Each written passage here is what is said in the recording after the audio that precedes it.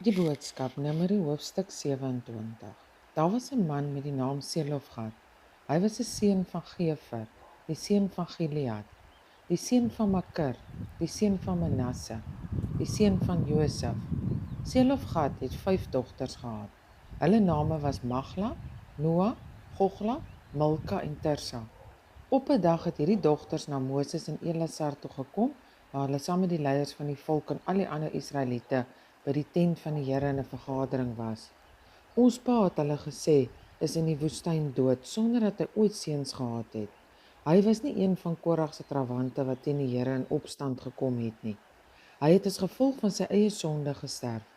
Dit is mos nie regverdig dat ons pa se naam uit sy familie verdwyn net omdat hy nie seuns gehad het nie. Daarom vra ons u dat u ons grond tussen sy familie sal gee wat hy moes kry. Moses het die saak aan die Here gestel en die Here het vir hom gesê: Selofgad se dogters is reg.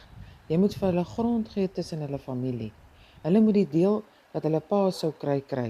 Gaan sê ook vir die Israeliete: as iemand doodgaan sonder dat hy seuns het, behoort sy grond aan sy dogters.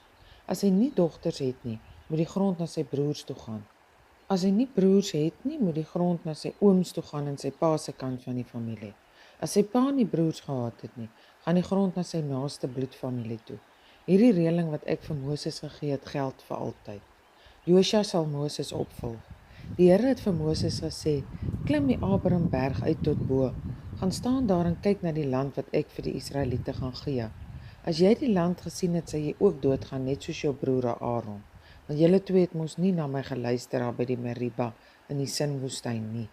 Dit was mos daar naby Kades dat die volk met julle beklei het en julle teen my verset het.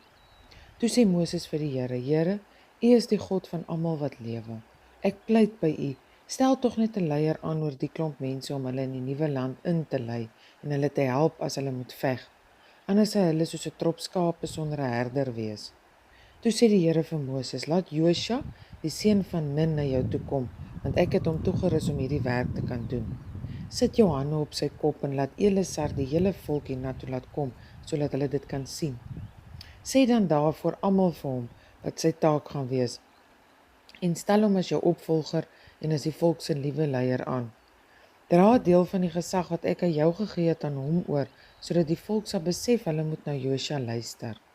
Wanneer hy my raad en hulp nodig het, moet hy na die priester Elasar toe gaan en hy sal my raadpleeg met die Urim, 'n hulpmiddel wat ek vir die priester gegee het om vir die volk te sê wat ek wil hê.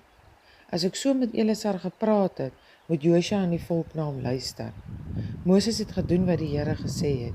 Hy het Josua voor die priester Elasar en die hele volk laat staan, sy hande op sy kop gesit en hom as sy opvolger aangestel, presies soos die Here gesê het.